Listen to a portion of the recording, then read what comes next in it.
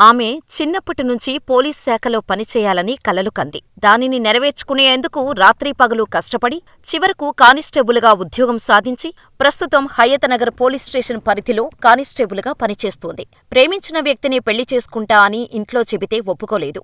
ఇంట్లో వారిని ఎదిరించి 15 రోజుల క్రితం ప్రేమించిన వ్యక్తిని పెళ్లి చేసుకుంది. కాని ఆ ఆనందం ఎక్కువ రోజులు లేదు. డిసెంబర్ 2 సోమవారం 2024న స్కూటీపై డ్యూటీకి వెళుతున్న ఆమెను వెనక నుంచి కారుతో ఢీకొట్టి కుడివైపు మెడ, దవడపై కత్తితో ఘోరంగా నరికి చంపారు. హత్యకు కారణమేంటి? వేరే కులం వ్యక్తిని పెళ్లి చేసుకుందని చంపేశారా? అసలు ఆమెను చంపిందెవరు? ప్రేమించి పెళ్లి చేసుకుంటే అంత కక్షెందుకు కట్టారో ఈ వీడియోలో తెలుసుకుందాం. రంగారెడ్డి జిల్లా ఇబ్రహీంపట్నం మండలం రాయపూల్ గ్రామానికి చెందిన 27 ఏళ్ల కొంగర నాగమణి 2020లో కానిస్టేబుల్ ఉద్యోగానికి ఎంపికై ప్రస్తుతం హయత్ నగర్ స్టేషన్లో విధులు నిర్వహిస్తోంది.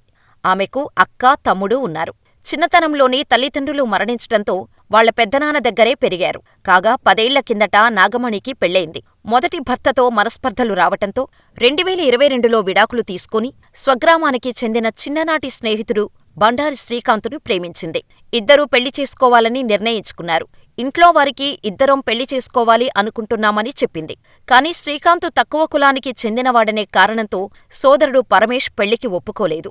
ఈ విషయంలో ఇంట్లో పలుమార్లు గొడవలు జరిగాయి. సోదరుడు, పెద్దలు అంగీకరించకపోవటంతో ఇద్దరూ ఈ ఏడాది నవంబర్ 10న యాదగిరిగుట్టలో పెళ్లి చేసుకున్నారు. తమ్ముడితో ముప్పు ఉంటుందని భావించిన నాగమణి ఇబ్రహీంపట్నం పోలీసులను సంప్రదించి రక్షణ కోరింది. వారు ఇరు కుటుంబాలని పిలిపించి సర్ది చెప్పారు. అంతా సర్దుకుంది అనుకుంది నాగమణి. వివాహమైన తర్వాత తొలిసారి 2024 నవంబర్ 30న శనివారం నాగమణి పనిమీద స్వగ్రామానికి వచ్చింది. ఈ విషయం తెలుసుకున్న నాగమణి తమ్ముడు పరమేష్ ఆమెను హతమార్చాలని అనుకున్నాడు. 2024 డిసెంబర్ 2న సోమవారం రాయపోలులోని అత్తగారింటి నుంచి స్కూటీపై ఆమె డ్యూటీకి బయలుదేరింది. అప్పటికే నాగమణిని చంపటం కోసం ఎదురుచూస్తున్న పరమేష్ నాగమణిని కారులో అనుసరిస్తూ వెనకే వెళ్లాడు. నాగమణి ఏదో జరుగుతుంది అనుకుందో ఏమో తన భర్తకు కాల్ చేసి మాట్లాడబోతున్న టైంలో రాయపూలు శివారులోని సబ్స్టేషన్ వద్దకు చేరుకుంది.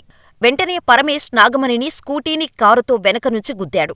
ఏమైందని భర్త శ్రీకాంత్ అడగ్గానే తమ్ముడు కారుతో ఢీకొట్టాడు, నన్ను చంపుతున్నాడు అని చెప్పేలోపు ఆమె కింద పడిపోయింది. కక్షతో రగిలిపోతున్న తమ్ముడు అక్కా అని కూడా చూడకుండా మెడపై కత్తితో నరికి అతి క్రూరంగా చంపాడు. ఆ టైంలో పగ, ప్రతీకారం తప్ప తను చంపుతుంది రక్తం పంచుకొని పుట్టిన తన సొంత అక్కను అనే విషయం మరిచిపోయాడు పరమేష్.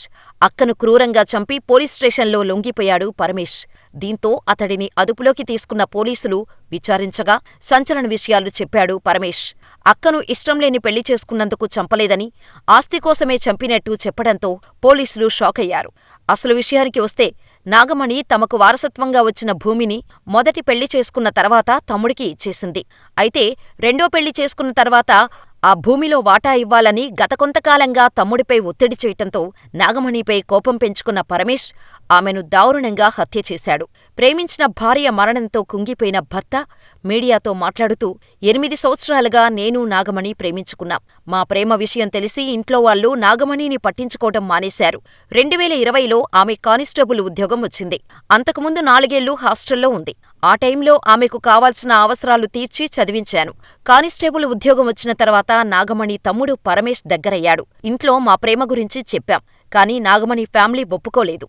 నవంబర్ 10న యాదగిరిగుట్టలో పెళ్లి చేసుకున్నాం. పరమేష్ పద్ధతి సరిగ్గా లేకపోవటంతో ప్రాణహాని ఉందంటూ పోలీస్ స్టేషన్లో ఫిర్యాదు చేశాం. పెళ్లి చేసుకున్నప్పటి నుండి మమ్మల్ని చంపుతామని కుటుంబ సభ్యులు బెదిరిస్తూ వచ్చారు. రాయపూల్ నుండి హయత్ నగర్ బయలుదేరే ముందు నాగమణి నాకు ఫోన్ చేసింది. మా తమ్ముడు నన్ను చంపేస్తున్నాడు అంటూ ఫోన్ కట్ చేసింది. వెంటనే మా అన్నయ్యకు విషయం చెప్పాను. ఆయన వెళ్లేలోపే రక్తపు మడుగులో నాగమణి కొట్టుకుంటోంది అని శ్రీకాంత్ వివరించాడు.